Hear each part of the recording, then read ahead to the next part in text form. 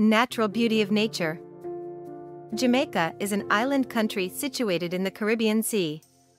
Spanning 10,990 square kilometers in area, it is the third largest island, after Cuba and Hispaniola, of the Greater Antilles and the Caribbean. The Caribbean island of Jamaica was initially inhabited in approximately 600 AD or 650 AD by the Redware people, often associated with Redware pottery. 1, 2, 3. By roughly 800 AD, a second wave of inhabitants occurred by the Arawak tribes, including the Taínos.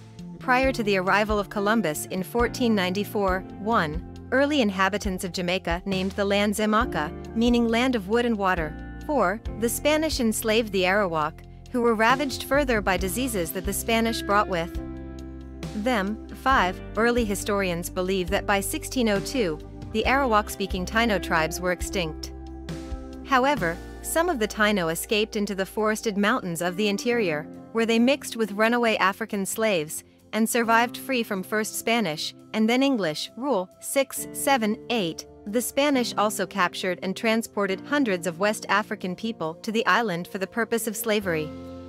However, the majority of Africans were brought into Jamaica by the English. In 1655, the English invaded Jamaica and defeated the Spanish. Some African enslaved people took advantage of the political turmoil and escaped to the island's interior mountains, forming independent communities which became known as the Maroons. 9. Meanwhile, on the coast, the English built the settlement of Port Royal, a base of operations where piracy flourished as so many European rebels had been rejected from their countries to serve sentences on the seas. Captain Henry Morgan, a Welsh plantation owner and privateer, raided settlements and shipping bases in Port Royal, earning him his reputation as one of the richest pirates in the Caribbean. In the 18th century, sugar cane replaced piracy as British Jamaica's main source of income. The sugar industry was labor-intensive, and the British brought hundreds of thousands of enslaved black Africans to the island. By 1850, the black and mulatto Jamaican population outnumbered the white population by a ratio of 20 to 1. Enslaved Jamaicans mounted over a dozen major uprisings during the 18th century, including Tacky's Revolt in 1760. There were also periodic skirmishes between the British and the mountain communities of the Jamaican Maroons, culminating in the First Maroon War of the 1730s and the Second Maroon War of 1795 to 1796. Pre-Columbian Jamaica. The first inhabitants of Jamaica probably came from islands to the east in two waves of migration. About 600 CE, the culture known as the Redware people arrived. Little is known of these people, however, beyond the red pottery they left behind. 1. Alligator Pond in Manchester Parish and Little River in Sainton Parish are among the earliest known sites of this Oceanoid person, who lived near the coast and extensively hunted turtles and fish. 10. Around 800 CE, the Arawak tribes of the Taínos arrived, eventually settling throughout the island. Living in villages ruled by tribal chiefs called the caciques, they sustained themselves on fishing and the cultivation of maize and cassava. At the height of their civilization, their population is estimated to have numbered as much as 60,000. The Arawak brought a South America system of raising yucca known as canuco to the island.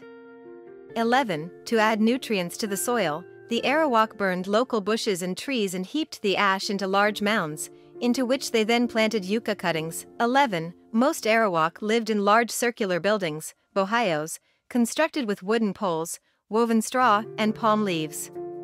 Rawak spoke an Arawakan language and did not have writing. Some of the words used by them, such as barbacoa, barbecue, hammock, canoa, canoe, tabaco, tobacco, yucca, batata, sweet potato, and hurricane, have been incorporated into Spanish and English. 12. The Spanish colonial period, 1494 to 1655. Christopher Columbus is believed to be the first European to reach Jamaica. He landed on the island on May 5, 1494. During his second voyage to the Americas. 13. Columbus returned to Jamaica during his fourth voyage to the Americas. He had been sailing around the Caribbean for nearly a year when a storm beached his ships in Saintons Bay, Jamaica, on June 25, 1503. Columbus and his men remained stranded on the island for 1 year, finally departing on June 1504. The Spanish crown granted the island to the Columbus family, but for decades it was something of a backwater, valued chiefly as a supply base for food and animal hides. In 1509 Juan de Esquivel founded the first permanent European settlement, the town of Sevilla la Nueva, New Seville, on the north coast of the island. A decade later, Friar Bartolomé de las Casas wrote to Spanish authorities about Esquivel's conduct during the Higüey massacre of 1503, citation needed. In 1534 the capital was moved to Villa de la Vega, later Santiago de la Vega, now called Spanish Town. This settlement served as the capital of both Spanish and English Jamaica, from its founding until 1872, after which the capital was moved to Kingston. The Spanish enslaved many of the Arawak, 12, some escaped to the mountains to join the Maroons, 7, 8, however, most died from European diseases as well as from being overworked, 14. The Spaniards also introduced the first African slaves into the island. By the early 17th century, when most of the Taino had died out, the population of the island was about 3,000, including a small number of African slaves, 15. Disappointed in the lack of gold on the island, Jamaica was mainly used as a military base to supply colonization efforts in the mainland Americas, 16. The Spanish colonists did not bring women in the first expeditions and took Taino women for their common-law wives, resulting in mestizo children, 17. Sexual violence against the Taino women by the Spanish was also common, 18, 19. Although the Taino referred to the island as Zimaca, the Spanish gradually changed the name to Jamaica, 20. In the so-called Admiral's Map of 1507 the island was labeled as Jamaica, and in Peter Martyr's work Decades of 1511, he referred to it as both Jamaica and Jamaica, 20. British rule, 1655 to 1962. In late 1654, English leader Oliver Cromwell launched the Western Design Armada against Spain's colonies in the Caribbean.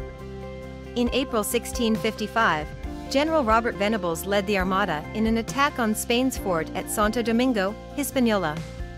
After the Spanish repelled this poorly executed attack, the English force then sailed for Jamaica, the only Spanish West Indies island that did not have new defensive works. In May 1655, around 7,000 English soldiers landed near Jamaica's capital, named Spanish Town, and soon overwhelmed the small number of Spanish troops. At the time, Jamaica's entire population only numbered around 2,500. 21. Spain never recaptured Jamaica, losing the Battle of Ocho Rios in 1657 and the Battle of Rio Nuevo in 1658. In 1660, the turning point was when some Spanish runaway slaves, who settled in the interior mountainous regions of Jamaica, became known as the Jamaican Maroons, under the leadership of Juan de Bolis, switched sides from the Spanish to the English. 22. For England, Jamaica was to be the dagger pointed at the heart of the Spanish Empire, but in fact, it was a possession of little economic value then. 23. England gained formal possession of Jamaica from Spain in 1670 through the Treaty of Madrid. Removing the pressing need for constant defense against a Spanish attack, this change served as an incentive to planting. British colonization. Cromwell increased the island's European population by sending indentured servants and prisoners to Jamaica. Due to Irish emigration resulting from the wars in Ireland, at this time 2/3 of the 17th century European population was Irish. But tropical diseases kept the number of Europeans under 10,000 until about 1740. Although the African slave population in the 1670s and 1680s never exceeded 10,000, by the end of the 17th century imports of slaves increased the black population to at least 5 times greater than the white population. Thereafter, Jamaica's African population did not increase significantly in number until well into the 18th century, in part because ships coming from the west coast of Africa preferred to unload at the islands of the Eastern Caribbean, citation needed. At the beginning of the 18th century, the number of slaves in Jamaica did not exceed 45,000, but by 1800 it had increased to over 300,000.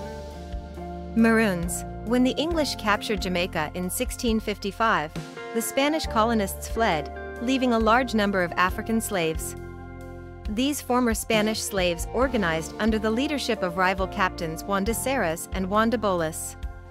These Jamaican Maroons intermarried with the Arawak people and established distinct independent communities in the mountainous interior of Jamaica. They survived by subsistence farming and periodic raids of plantations. Over time, the Maroons came to control large areas of the Jamaican interior. 25. In the second half of the 17th century, de Serres fought regular campaigns against English colonial forces, even attacking the capital of Spanish Town, and he was never defeated by the English. Throughout the 17th century, and in the first few decades of the 18th century, Maroon forces frequently defeated the British in small-scale skirmishes. The British colonial authorities dispatched numerous expeditions in an attempt to subdue them, but the Maroons successfully fought a guerrilla campaign against the British in the mountainous interior, and forced the British government to seek peace terms to end the expensive conflict. 26. In the early 18th century, English-speaking escaped Akan slaves were at the forefront of the Maroon fighting. The House of Assembly. Main article, House of Assembly of Jamaica. Beginning with the Stuart monarchy's appointment of a civil governor to Jamaica in 1661, political patterns were established that lasted well into the 20th century. The second governor, Lord Windsor, brought with him in 1662 a proclamation from the king giving Jamaica's non-slave populace the same rights as those of English citizens, including the right to make their own laws. Although he spent only 10 weeks in Jamaica, Lord Windsor laid the foundations of a governing system that was to last for 2 centuries, a crown-appointed governor acting with the advice of a nominated council in the legislature. The legislature consisted of the governor and an elected but highly unrepresentative House of Assembly. For years, the planter-dominated assembly was in continual conflict with the various governors and the Stuart kings. There were also contentious factions within the assembly itself. For much of the 1670s and 1680s, Charles II and James II and the assembly feuded over such matters as the purchase of slaves from ships not run by the Royal English Trading Company. The last Stuart governor, Christopher Monk, 2nd Duke of Albemarle, who was more interested in treasure hunting than in planting, turned the planter oligarchy out of office. After the Duke's death in 1688, the planters, who had fled Jamaica to London, succeeded in lobbying James II to order a return to the pre-Albemarle political arrangement, the local control of Jamaican planters belonging to the Assembly. Jamaica's pirates. Main articles, Port Royal and 1692 Jamaica earthquake. Following the 1655 conquest, Spain repeatedly attempted to recapture Jamaica. In response, in 1657, Governor Edward Doyley invited the Brethren of the Coast to come to Port Royal and make it their home port. The Brethren was made up of a group of pirates who were descendants of cattle-hunting buccaneers, later anglicized to buccaneers, who had turned to piracy after being robbed by the Spanish and subsequently thrown out of Hispaniola. 27. These pirates concentrated their attacks on Spanish shipping, whose interests were considered the major threat to the town. These pirates later became legal English privateers who were given letters of marque by Jamaica's governor. Around the same time that pirates were invited to Port Royal, England launched a series of attacks against Spanish shipping vessels and coastal towns. By sending the newly appointed privateers after Spanish ships and settlements, England had successfully set up a system of defense for Port Royal. 27. Jamaica became a haven of privateers, buccaneers, and occasionally outright pirates, Christopher Myngs, Edward Mansvelt, and most famously, Henry Morgan. England gained formal possession of Jamaica from Spain in 1670 through the Treaty of Madrid. Removing the pressing need for constant defense against a Spanish attack, this change served as an incentive to planting. This settlement also improved the supply of slaves and resulted in more protection, including military support, for the planters against foreign competition. As a result, the sugar monoculture and slave-worked plantation society spread across Jamaica throughout the 18th century, decreasing Jamaica's dependence on privateers for protection and funds. However, the English colonial authorities continued to have difficulties suppressing the Spanish Maroons, who made their homes in the mountainous interior and mounted periodic raids on estates and towns, such as Spanish Town. The Carmahali Maroons, led by Juan de Serres, continued to stay in the forested mountains, and periodically fought the English. In the 1670s and 1680s, in his capacity as an owner of a large slave plantation, Morgan led 3 campaigns against the Jamaican Maroons of Juan de Serres. Morgan achieved some success against the Maroons, who withdrew further into the Blue Mountains, where they were able to stay out of the reach of Morgan and his forces. 28. Another blow to Jamaica's partnership with privateers was the violent earthquake which destroyed much of Port Royal on June 7, 1692.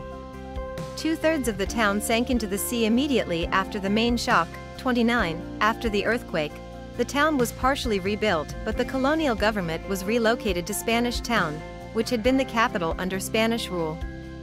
Port Royal was further devastated by a fire in 1703 and a hurricane in 1722.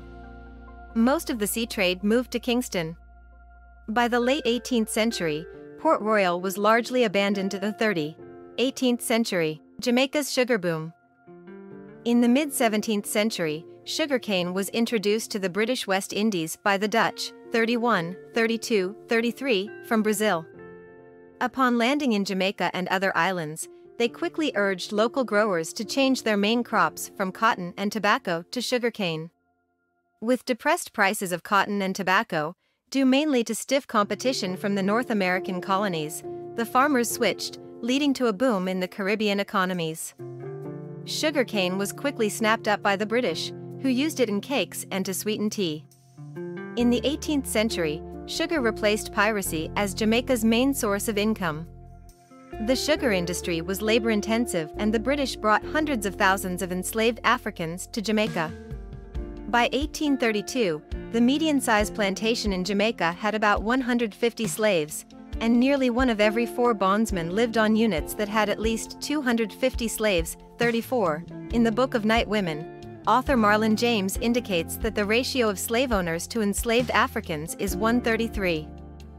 Citation needed. James also depicts atrocities that slave owners subjected slaves to, along with violent resistance from the slaves as well as numerous slaves who died in pursuit of freedom. After slavery was abolished in 1834, sugarcane plantations used a variety of forms of labor, including workers imported from India under contracts of indenture. First Maroon War. Starting in the late 17th century, there were periodic skirmishes between the English colonial militia and the Windward Maroons, alongside occasional slave revolts. In 1673, one such revolt in St. Anne's parish of 200 slaves created the separate group of Leeward Maroons. These Maroons united with a group of Madagascars who had survived the shipwreck of a slave ship and formed their own Maroon community in St. George's Parish. Several more rebellions strengthened the numbers of this Leeward group. Notably, in 1690 a revolt at Sutton's plantation in Clarendon Parish of 400 slaves considerably strengthened the Leeward Maroons. 35. The Leeward Maroons inhabited cockpits, caves, or deep ravines that were easily defended, even against troops with superior firepower.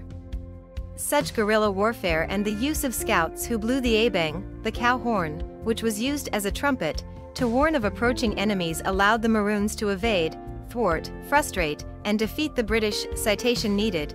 Early in the 18th century, the Maroons took a heavy toll on British colonial militiamen who sent against them in the interior, in what came to be known as the First Maroon War. In 1728, the British authorities sent Robert Hunter to assume the office of Governor of Jamaica. Hunter's arrival led to an intensification of the conflict. However, despite increased numbers, the British colonial authorities were unable to defeat the Windward Maroons. 36. In 1739–40, the British government in Jamaica recognized that it could not defeat the Maroons, so they offered them treaties of peace instead. In 1739, the British, led by Governor Edward Trelawney, sued for peace with the Leeward Maroon leader, Cudjoe, described by British planters as a short, almost dwarf-like man who for years fought skillfully and bravely to maintain his people's independence. Some writers maintain that during the conflict, Cudjoe became increasingly disillusioned, and quarreled with his lieutenants and with other Maroon groups. He felt that the only hope for the future was a peace treaty with the enemy which recognized the independence of the Leeward Maroons. In 1742, Cudjoe had to suppress a rebellion of Leeward Maroons against the treaty. 37. The First Maroon War came to an end with a 1739 to 1740 agreement between the Maroons and the British government. In exchange, they were asked to agree not to harbor new runaway slaves, but rather to help catch them. This last clause in the treaty naturally caused a split between the Maroons and the mainly mulatto population, although from time to time runaways from the plantations still found their way into Maroon settlements, such as those led by Three-Fingered Jack, Jamaica. Another provision of the agreement was that the Maroons would serve to protect the island from invaders. The latter was because the Maroons were revered by the British as skilled warriors. A year later, the even more rebellious Windward Maroons led by Quayo also agreed to sign a treaty under pressure from both white Jamaican militias and the Leeward Maroons. Eventually, Queen Nanny agreed to a land patent which meant that her Maroons also accepted peace terms. The Maroons were to remain in their 5 main towns, Accompong, Cudjoe's Town, Trelawney Town, Nanny Town, later known as Moortown, Scots Hall, Jamaica, and Charlestown, Jamaica, living under their own rulers and a British supervisor. Tacky's Revolt. In May 1760, Tacky, a slave overseer on the frontier plantation in St. Mary Parish, led a group of enslaved Africans in taking over the Frontier and Trinity plantations while killing their enslavers. They then marched to the storeroom at Fort Haldane, where the munitions to defend the town of Port Maria were kept. After killing the storekeeper, Tacky and his men stole nearly 4 barrels of gunpowder and 40 firearms with shot, before marching on to overrun the plantations at Haywood Hall and Esher, 38. By dawn, hundreds of other slaves had joined Tacky and his followers. At Ballard's Valley, the rebels stopped to rejoice in their success. One slave from Esher decided to slip away and sound the alarm. 38. Obeahman, Caribbean witch doctors, quickly circulated around the camp dispensing a powder that they claimed would protect the men from injury in battle and loudly proclaimed that an Obeahman could not be killed. The confidence was high at 38. Soon there were 70 to 80 mounted militia on their way along with some Maroons from Scots Hall, who were bound by treaty to suppress such rebellions. When the militia learned of the Obeahman's boast of not being able to be killed, an Obeahman was captured, killed, and hung with his mask, ornaments of teeth and bone and feather trimmings at a prominent place visible from the encampment of rebels. Many of the rebels, confidence shaken, returned to their plantations. Tacky and 25 or so men decided to fight on. 38. Tacky and his men went running through the woods being chased by the Maroons and their legendary marksman, Davy the Maroon. While running at full speed, Davy shot Tacky and cut off his head as evidence of his feat, for which he would be richly rewarded. Tacky's head was later displayed on a pole in Spanish Town until a follower took it down in the middle of the night. The rest of Tacky's men were found in a cave near Tacky Falls, having committed suicide rather than going back to slavery. 38. Second Maroon War. In 1795, the Second Maroon War was instigated when 2 Maroons were flogged by a black slave for allegedly stealing 2 pigs. When 6 Maroon leaders came to the British to present their grievances, the British took them as prisoners. This sparked an 8-month conflict, spurred by the fact that Maroons felt that they were being mistreated under the terms of Cudjoe's Treaty of 1739, which ended the First Maroon War. The war lasted for 5 months as a bloody stalemate. The British colonial authorities could muster 5,000 men, outnumbering the Maroons 10 to 1, but the mountainous and forested topography of Jamaica proved ideal for guerrilla warfare. The Maroons surrendered in December 1795. A treaty signed in December between Major General George Walpole and the Maroon leaders established that the Maroons would beg on their knees for the king's forgiveness, return all runaway slaves, and be relocated elsewhere in Jamaica. The governor of Jamaica ratified the treaty but gave the Maroons only 3 days to present themselves to beg forgiveness on January 1, 1796. Suspicious of British intentions, most of the Maroons did not surrender until mid-March. The British used the contrived breach of the treaty as a pretext to deport the entire Trelawney Town Maroons to Nova Scotia. After a few years, the Maroons were again deported to the new British settlement of Sierra Leone in West Africa. 19th century slave resistance. Hundreds of runaway slaves secured their freedom by escaping and fighting alongside the Maroons of Trelawney Town. About half of these runaways surrendered with the Maroons, and many were executed or resold in slavery to Cuba. However, a few hundred stayed out in the forests of the cockpit country, and they joined other runaway communities.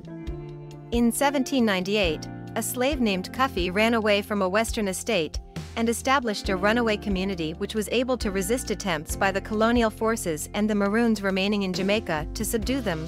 39. In the early 19th century, colonial records describe hundreds of runaway slaves escaping to Heathshire, where they flourished for several years before they were captured by a party of Maroons.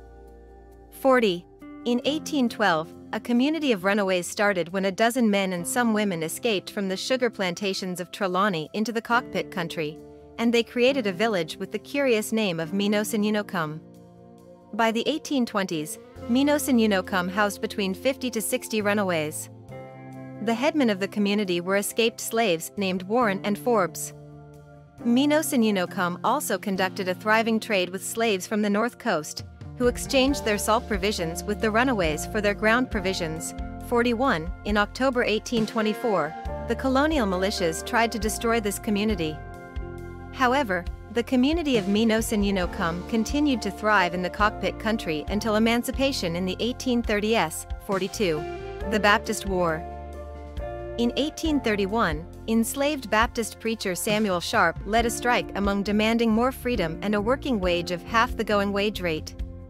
Upon refusal of their demands, the strike escalated into a full rebellion, in part because Sharp had also made military preparations with a rebel military group known as the Black Regiment, led by a slave known as Colonel Johnson of Retrieve Estate, about 150 strong with 50 guns among them. Colonel Johnson's Black Regiment clashed with a local militia led by Colonel Grignan at Old Montpelier on December 28. The militia retreated to Montego Bay while the Black Regiment advanced an invasion of estates in the hills, inviting more slaves to join while burning houses, fields, and other properties, setting off a trail of fires through the Great River Valley in Westmoreland and St. Elizabeth to St. James. 43. The Baptist War, as it was known, became the largest slave uprising in the British West Indies. 44. Lasting 10 days and mobilized as many as 60,000 of Jamaica's 300,000 slaves. 45.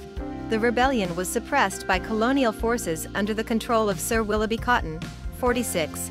The reaction of the Jamaican government and plantocracy. 47. Was far more brutal.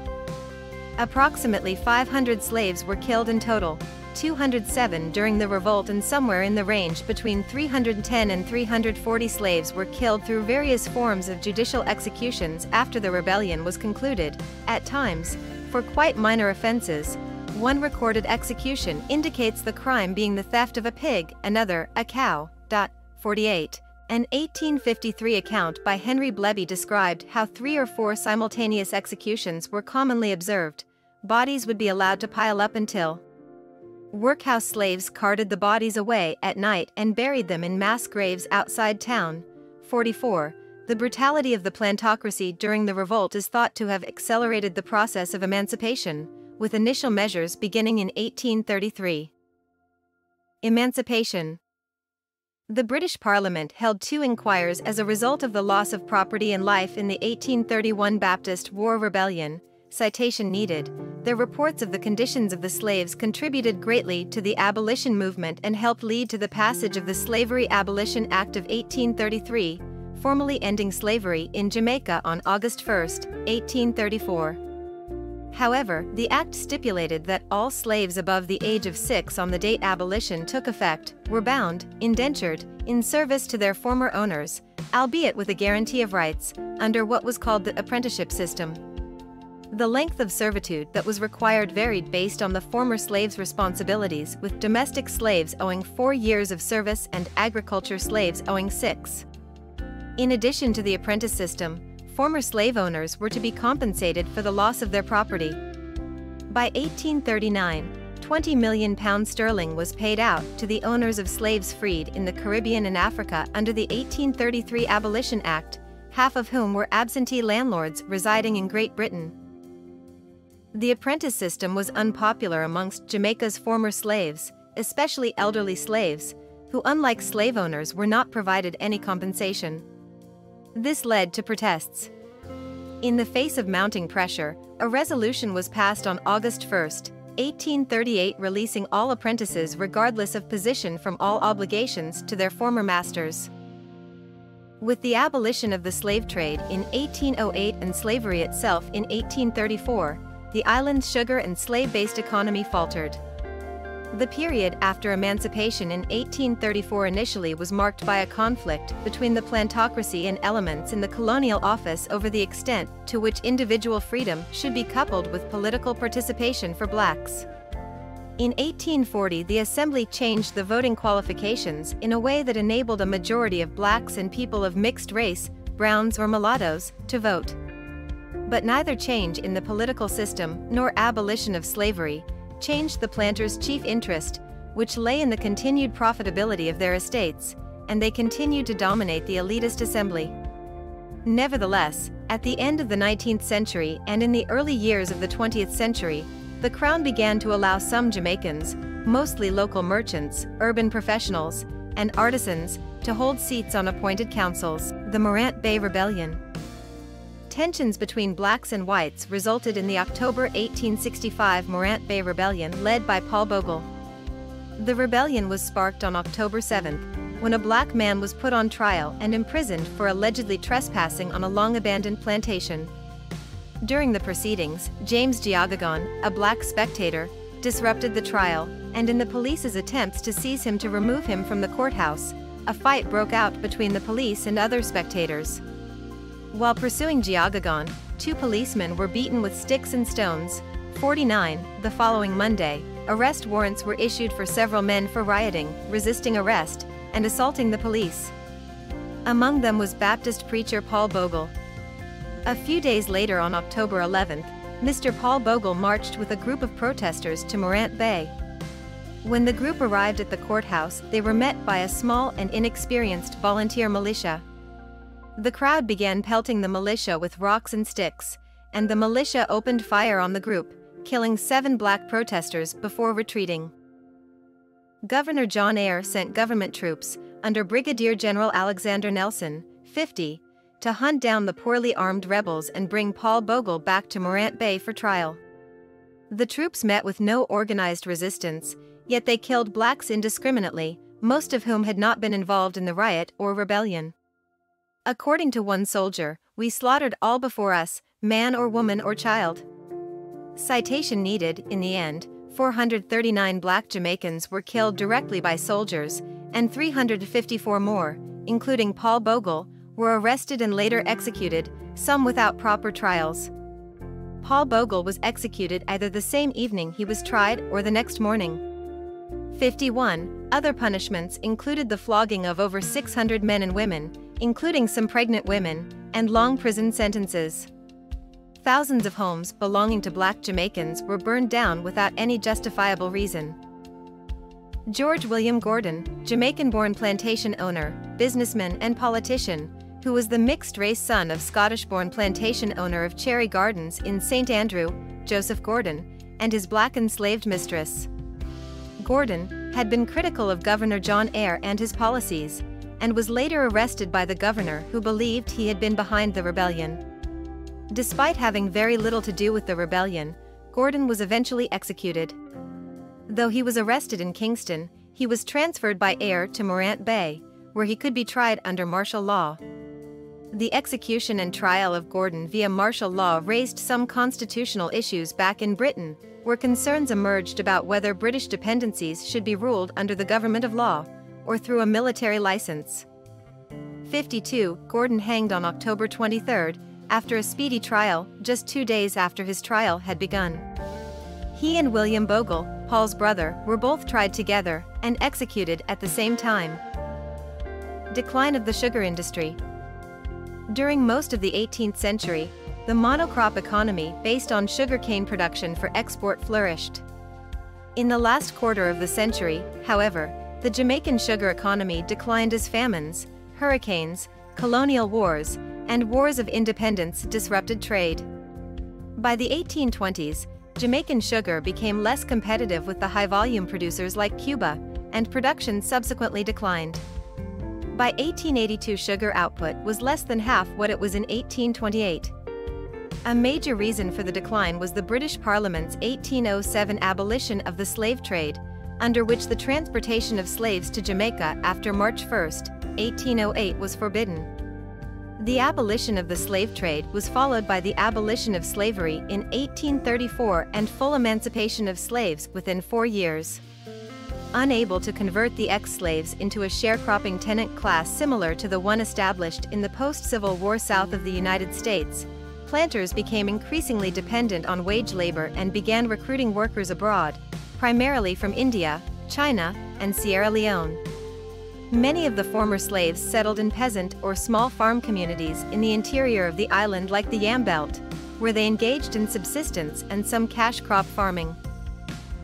The second half of the 19th century was a period of severe economic decline for Jamaica. Low crop prices, droughts, and disease led to serious social unrest, culminating in the Morant Bay rebellions of 1865. However, renewed British administration after the 1865 rebellion, in the form of Crown colony status, resulted in some social and economic progress as well as investment in the physical infrastructure. Agricultural development was the centerpiece of restored British rule in Jamaica.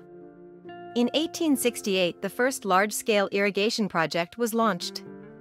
In 1895, the Jamaica Agricultural Society was founded to promote more scientific and profitable methods of farming. Also in the 1890s, the Crown Land Settlement Scheme was introduced, a land reform program of sorts, which allowed small farmers to purchase 2 hectares or more of land on favorable terms. Between 1865 and 1930, the character of landholding in Jamaica changed substantially, as sugar declined in importance. As many former plantations went bankrupt, some land was sold to Jamaican peasants under the Crown Land Settlement, whereas other cane fields were consolidated by dominant British producers, most notably by the British firm Tate and Lyle. Although the concentration of land and wealth in Jamaica was not as drastic as in the Spanish-speaking Caribbean, by the 1920s the typical sugar plantation on the island had increased to an average of 266 hectares. But, as noted, small-scale agriculture in Jamaica survived the consolidation of land by sugar powers. The number of small holdings in fact tripled between 1865 and 1930, thus retaining a large portion of the population as peasantry. Most of the expansion in small holdings took place before 1910, with farms averaging between 2 and 20 hectares. The rise of the banana trade during the second half of the 19th century also changed production and trade patterns on the island. Bananas were first exported in 1867, and banana farming grew rapidly thereafter. By 1890, bananas had replaced sugar as Jamaica's principal export. Production rose from 5 million stems, 32% of exports, in 1897 to an average of 20 million stems a year in the 1920s and 1930s, or over half of domestic exports. As with sugar, the presence of American companies, like the well-known United Fruit Company in Jamaica, was a driving force behind renewed agricultural exports. The British also became more interested in Jamaican bananas than in the country's sugar. Expansion of banana production, however, was hampered by serious labor shortages. The rise of the banana economy took place amidst a general exodus of up to 11,000 Jamaicans a year. Jamaica as a crown colony. In 1846, Jamaican planters, adversely affected by the loss of slave labor, suffered a crushing blow when Britain passed the Sugar Duties Act, eliminating Jamaica's traditionally favored status as its primary supplier of sugar. The Jamaica House of Assembly stumbled from one crisis to another until the collapse of the sugar trade, when racial and religious tensions came to a head during the Morant Bay Rebellion of 1865. Although suppressed ruthlessly, the severe rioting so alarmed the planters that the 2-centuries-old assembly voted to abolish itself and asked for the establishment of direct British rule. In 1866, the new Governor John Peter Grant arrived to implement a series of reforms that accompanied the transition to a Crown colony. The government consisted of the Legislative Council and the Executive Privy Council, containing members of both chambers of the House of Assembly, but the colonial office exercised effective power through a presiding British governor. The council included a few hand-picked prominent Jamaicans for the sake of appearance only, citation needed. In the late 19th century, Crown colony rule was modified, representation and limited self-rule were reintroduced gradually into Jamaica after 1884. The colony's legal structure was reformed along the lines of English common law and county courts, and a constabulary force was established. The smooth working of the Crown colony system depended on a good understanding and an identity of interests between the governing officials, who were British, and most of the non-official, nominated members of the Legislative Council, who were Jamaicans. The elected members of this body were in a permanent minority and without any influence or administrative power. The unstated alliance, based on shared color, attitudes, and interest, between the British officials and the Jamaican upper class was reinforced in London, where the West India Committee lobbied for Jamaican interests. Jamaica's white or near-white propertied class continued to hold the dominant position in every respect. The vast majority of the black population remained poor and disenfranchised. Religion. Until it was disestablished in 1870, the Church of England in Jamaica was the established church. It represented the white English community.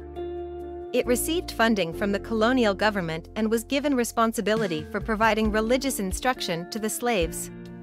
It was challenged by Methodist missionaries from England, and the Methodists in turn were denounced as troublemakers. The Church of England in Jamaica established the Jamaica Home and Foreign Missionary Society in 1861. Its mission stations multiplied, with financial help from religious organizations in London. The society sent its own missionaries to West Africa. Baptist missions grew rapidly, thanks to missionaries from England and the United States, and became the largest denomination by 1900. Baptist missionaries denounced the apprentice system as a form of slavery. In the 1870s and 1880s, the Methodists opened a high school and a theological college. Other Protestant groups included the Moravians, Presbyterians, Congregationalists, Seventh-day Adventist, Church of God, and others. There were several thousand Roman Catholics, 53. The population was largely Christian by 1900, and most families were linked with the church or a Sunday school. Traditional pagan practices persisted in an unorganized fashion, such as witchcraft, 54. Kingston, the new capital. In 1872, the government passed an act to transfer government offices from Spanish Town to Kingston. Kingston had been founded as a refuge for survivors of the 1692 earthquake that destroyed Port Royal. The town did not begin to grow until after the further destruction of Port Royal by fire in 1703. Surveyor John Goff drew up a plan for the town based on a grid bounded by north, east, west, and harbor streets. By 1716, it had become the largest town and the center of trade for Jamaica. The government sold the land to people with the regulation that they purchase no more than the amount of the land that they owned in Port Royal, and the only land on the seafront. Gradually, wealthy merchants began to move their residences from above their businesses to the farmlands north on the plains of Liguania. In 1755, the governor, Sir Charles Knowles, had decided to transfer the government offices from Spanish Town to Kingston. It was thought by some to be an unsuitable location for the assembly in proximity to the moral distractions of Kingston, and the next governor rescinded the act. However, by 1780 the population of Kingston was 11,000, and the merchants began lobbying for the administrative capital to be transferred from Spanish Town, which was by then eclipsed by the commercial activity in Kingston. The 1907 Kingston earthquake destroyed much of the city. Considered by many writers of that time one of the world's deadliest earthquakes, it resulted in the death of over 800 Jamaicans and destroyed the homes of over 10,000 more. 55. Early 20th century Marcus Garvey. Marcus Mosiah Garvey, a black activist, trade unionist, and husband to Amy Jacques Garvey, founded the Universal Negro Improvement Association and African Communities League in 1914, one of Jamaica's first political parties in 1929, and a workers' association in the early 1930s. Garvey also promoted the Back to Africa movement, which called for those of African descent to return to the homelands of their ancestors. 56. Garvey, a controversial figure, had been the target of a 4-year investigation by the United States government. He was convicted of mail fraud in 1923 and had served most of a 5-year term in an Atlanta penitentiary when he was deported to Jamaica in 1927. Garvey left the colony in 1935 to live in the United Kingdom, where he died heavily in debt 5 years later.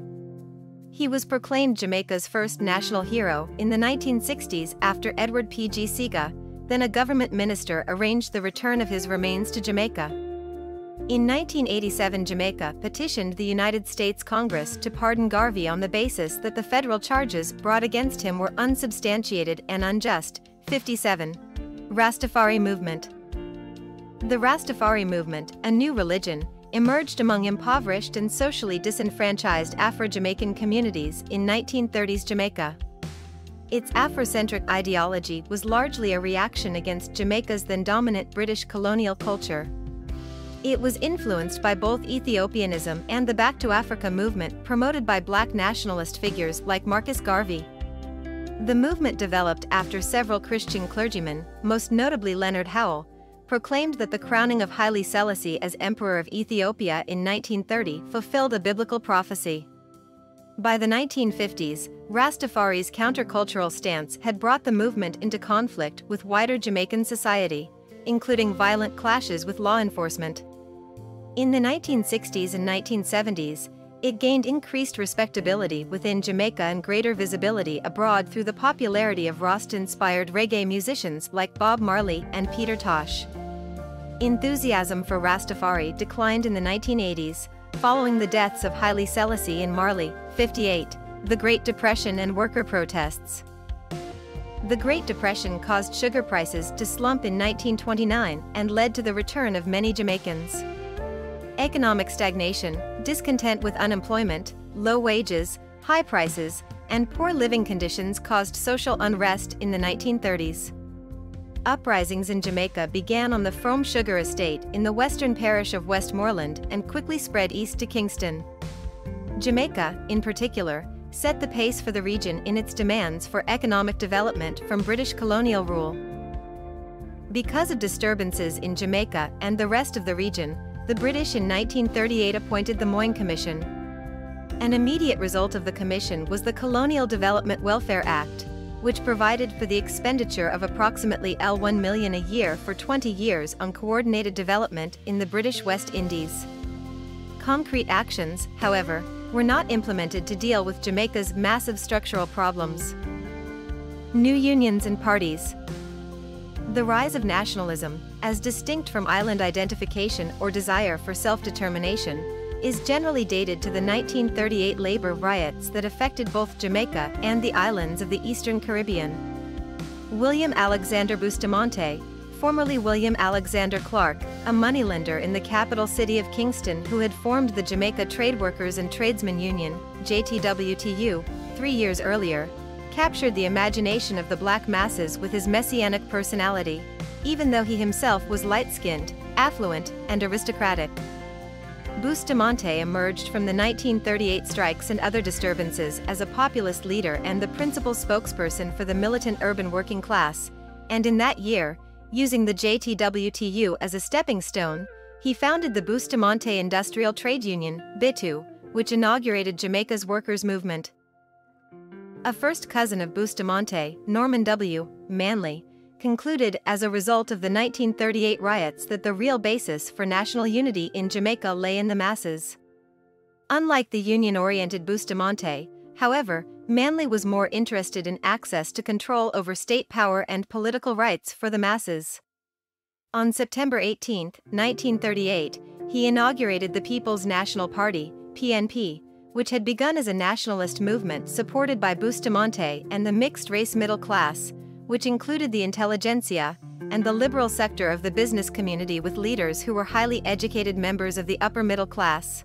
The 1938 riots spurred the PNP to unionize labor, although it would be several years before the PNP formed major labor unions. The party concentrated its earliest efforts on establishing a network both in urban areas and in banana-growing rural parishes, later working on building support among small farmers and in areas of bauxite mining. The PNP adopted a socialist ideology in 1940 and later joined the Socialist International, allying itself formally with the Social Democratic parties of Western Europe. Guided by socialist principles, Manley was not a doctrinaire socialist. PNP socialism during the 1940s was similar to British Labour Party ideas on state control of the factors of production, equality of opportunity, and a welfare state, although a left-wing element in the PNP held more orthodox Marxist views and worked for the internationalization of the trade union movement through the Caribbean Labour Congress. In those formative years of Jamaican political and union activity, relations between Manley and Bustamante were cordial. Manley defended Bustamante in court against charges brought by the British for his labor activism in the 1938 riots and looked after the Bita during Bustamante's imprisonment. Bustamante had political ambitions of his own, however. In 1942, while still incarcerated, he founded a political party to rival the PNP, called the Jamaica Labour Party, JLP. The new party, whose leaders were of a lower class than those of the PNP, was supported by conservative businessmen and 60,000 dues-paying Bita members, who encompassed dock and sugar plantation workers and other unskilled urban laborers. On his release in 1943, Bustamante began building up the JLP. Meanwhile, several PNP leaders organized the leftist-oriented Trade Union Congress, TUC. Thus, from an early stage in modern Jamaica, unionized labor was an integral part of organized political life.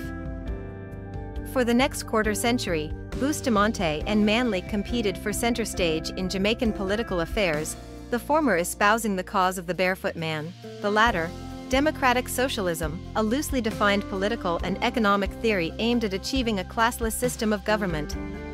Jamaica's two founding fathers projected quite different popular images. Bustamante, lacking even a high school diploma, was an autocratic, charismatic, and highly adept politician. Manley was an athletic, Oxford-trained lawyer, Rhodes Scholar, humanist, and liberal intellectual. Although considerably more reserved than Bustamante, Manley was well-liked and widely respected. He was also a visionary nationalist who became the driving force behind the Crown Colony's quest for independence. Following the 1938 disturbances in the West Indies, London sent the Moyne Commission to study conditions in the British Caribbean territories. Its findings led in the early 1940s to better wages and a new constitution. Issued on November 20, 1944, the Constitution modified the Crown Colony system and inaugurated limited self-government based on the Westminster model of government and universal adult suffrage. It also embodied the island's principles of ministerial responsibility and the rule of law. 31% of the population participated in the 1944 elections. The JLP, helped by its promises to create jobs, its practice of dispensing public funds in pro-JLP parishes, and the PNP's relatively radical platform, won an 18% majority of the votes over the PNP, as well as 22 seats in the 32-member House of Representatives, with 5 going to the PNP and 5 to other short-lived parties. In 1945, Bustamante took office as Jamaica's first premier, the pre-independence title for head of government. Under the new charter, the British governor, assisted by the 6-member Privy Council and 10-member Executive Council, remained responsible solely to the Crown. The Jamaican Legislative Council became the upper house, or Senate, of the bicameral parliament.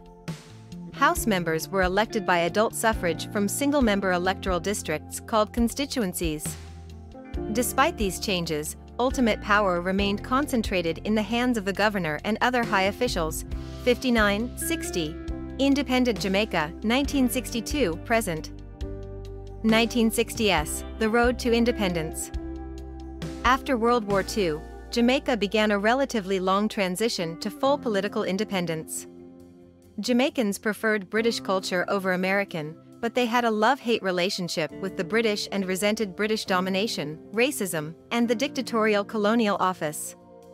Britain gradually granted the colony more self-government under periodic constitutional changes. Jamaica's political patterns and governmental structure were shaped during 2 decades of what was called constitutional decolonization, the period between 1944 and independence in 1962.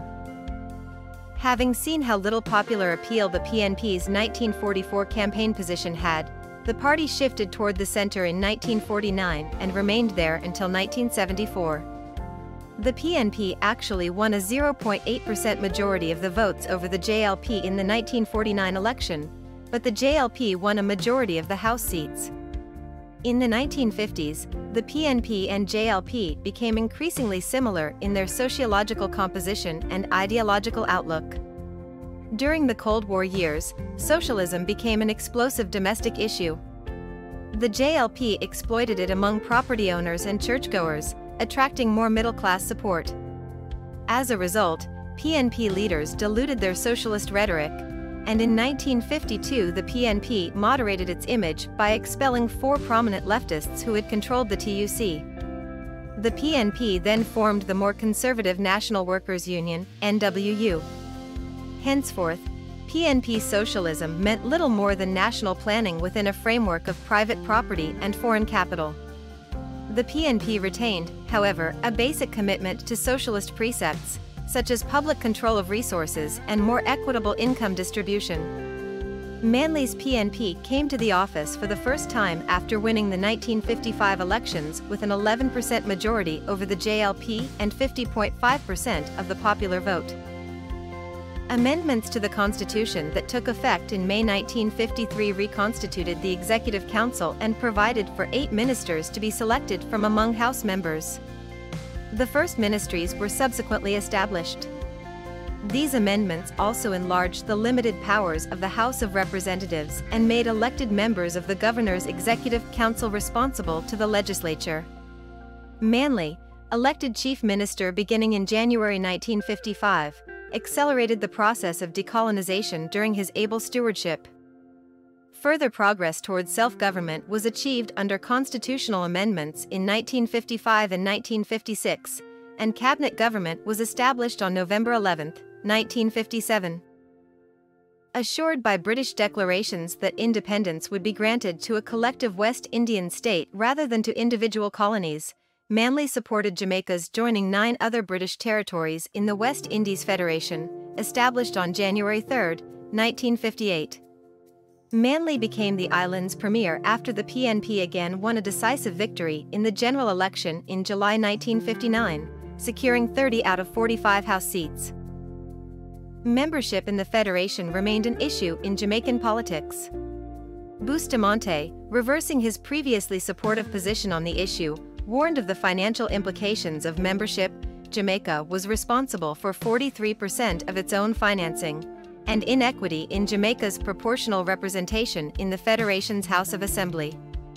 Manley's PNP favored staying in the Federation, but he agreed to hold a referendum in September 1961 to decide on the issue.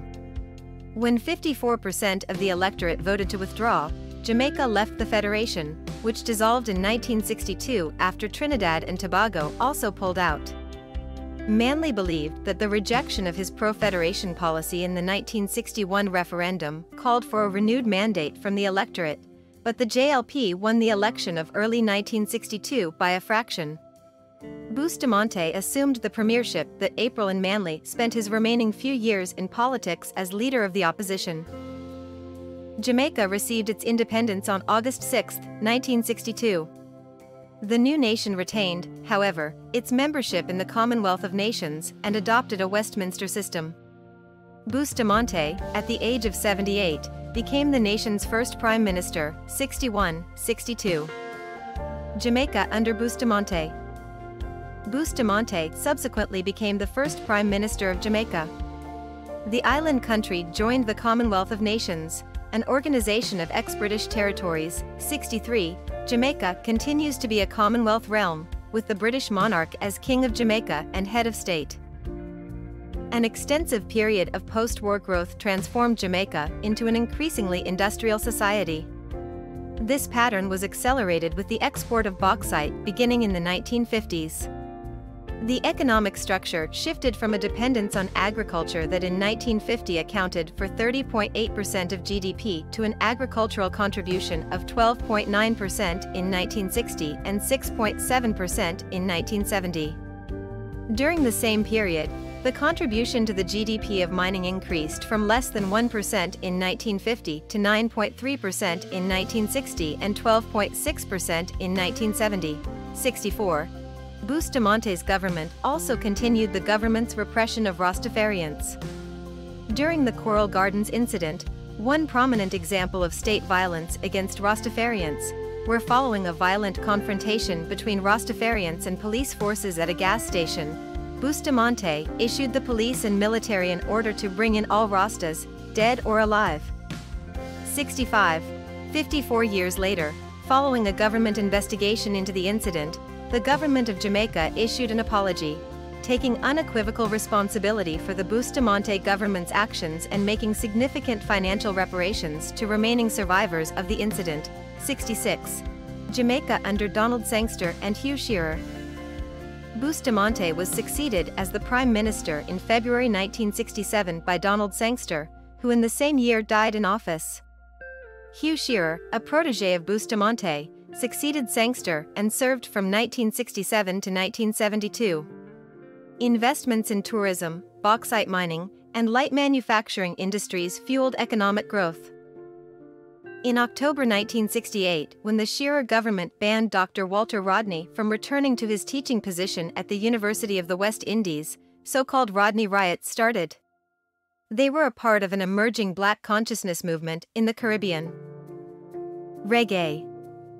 Jamaica's reggae music developed from ska and rocksteady in the 1960s. The shift from rocksteady to reggae was illustrated by the organ shuffle pioneered by Jamaican musicians like Jackie Mittoo and Winston Wright and featured in transitional singles Say What You're Saying, 1967, by Clancy Eccles and People Funny Boy, 1968, by Lee Scratch Perry.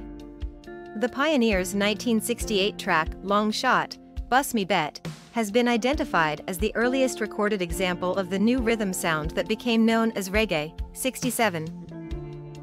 Early 1968 was when the first bona fide reggae records were released, Nanny Goat by Larry Marshall and No More Heartaches by the Belltones. That same year, the newest Jamaican sound began to spawn big-name imitators in other countries. American artist Johnny Nash's 1968 hit Hold Me Tight has been credited with first putting reggae in the American listener charts. Around the same time, reggae influences were starting to surface in rock and pop music, one example being 1968's Obladi, Oblada by the Beatles. 68. Other significant reggae pioneers include Prince Buster, Desmond Dekker, and Ken Booth. Bob Marley. The Wailers, a band started by Bob Marley, Peter Tosh and Bunny Wailer in 1963, is perhaps the most recognized band that made the transition through all three stages of early Jamaican popular music, ska, rocksteady, and reggae. 69. The Wailers would go on to release some of the earliest reggae records with producer Lee Scratch Perry. 70. After the Wailers disbanded in 1974, 71, Marley then went on to pursue a solo career that culminated in the release of the album Exodus in 1977, which established his worldwide reputation and produced his status as one of the world's best-selling artists of all time, with sales of more than 75 million records. 72. 73. He was a committed Rastafari who infused his music with a sense of spirituality. 74. 1970s and 1980s Michael Manley. In the election of 1972, the PNP's Michael Manley defeated the JLP's unpopular incumbent Prime Minister Hugh Shearer. Under Manley, Jamaica established a minimum wage for all workers, including domestic workers. In 1974, Manley proposed free education from primary school to university. The introduction of universally free secondary education was a major step in removing the institutional barriers to the private sector and preferred government jobs that required secondary diplomas. The PNP government in 1974 also formed the Jamaica Movement for the Advancement of Literacy, Jamal, which administered adult education programs with the goal of involving 100,000 adults a year. Land reform expanded under his administration. Historically, land tenure in Jamaica has been rather inequitable. Project Land Lease, introduced in 1973, attempted an integrated rural development approach, providing tens of thousands of small farmers with land, technical advice, inputs such as fertilizers, and access to credit. An estimated 14% of idle land was redistributed through this program, much of which had been abandoned during the post-war urban migration and/or purchased by large bauxite companies. The minimum voting age was lowered to 18 years, while equal pay for women was introduced, 75. Maternity leave was also introduced, while the government outlawed the stigma of illegitimacy. The Masters and Servants Act was abolished, and a Labor Relations and Industrial Disputes Act provided workers and their trade unions with enhanced rights. The National Housing Trust was established, providing the means for most employed people to own their own homes, and greatly stimulated housing construction, with more than 40,000 houses built between 1974 and 1980. 75. Subsidized meals, transportation and uniforms for schoolchildren from disadvantaged backgrounds were introduced. 76. Together with free education at primary, secondary, and tertiary levels. 76. Special employment programs were also launched. 77. Together with programs designed to combat illiteracy. 77. Increases in pensions and poor relief were carried out. 78. Along with a reform of local government taxation, an increase in youth training. 79. An expansion of daycare centers. 80. And an upgrading of hospitals. 80. A workers' participation program was introduced. 81. Together with a new mental health law. 79. And the family court. 79. Free health care for all Jamaicans was introduced, while health clinics and a paramedical system in rural areas were established. Various clinics were also set up to facilitate access to medical drugs. Spending on education was significantly increased, while the number of doctors and dentists in the country rose. 80. One Love Peace Concert. The One Love Peace Concert was a large concert held in Kingston on April 22, 1978, during a time of political civil war in Jamaica between opposing parties Jamaican Labour Party and the People's National Party. The concert came to its peak during Bob Marley and the Wailers' performance of Jammin', when Marley joined the hands of political rivals Michael Manley, PNP, and Edward Seaga, JLP. Edward Seaga.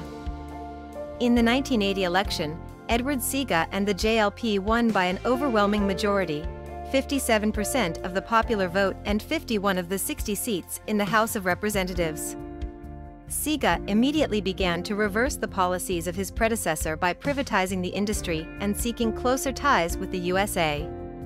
Seaga was one of the first foreign heads of government to visit newly elected U.S. President Ronald Reagan early the next year and was one of the architects of the Caribbean Basin Initiative, which was sponsored by Reagan. He delayed his promise to cut diplomatic relations with Cuba until a year later when he accused the Cuban government of giving asylum to Jamaican criminals. Seaga supported the collapse of the Marxist regime in Grenada and the subsequent US-led invasion of that island in October 1983. On the back of the Grenada invasion, Seaga called snap elections at the end of 1983, which Manley's PNP boycotted. His party thus controlled all seats in Parliament. In an unusual move, because the Jamaican constitution required an opposition in the appointed Senate, Seaga appointed 8 independent senators to form an official opposition. Seaga lost much of his U.S. support when he was unable to deliver on his early promises of removing the bauxite levy, and his domestic support also plummeted. Articles attacking Seaga appeared in the U.S. media and foreign investors left the country. Rioting in 1987 and 1988, the continued high popularity of Michael Manley, and complaints of governmental incompetence in the wake of the devastation of the island by Hurricane Gilbert in 1988, also contributed to his defeat in the 1989 elections. My name is Arya. Please like, share, subscribe and hit that notification bell so you can be the first to be notified whenever we post. You won't regret it.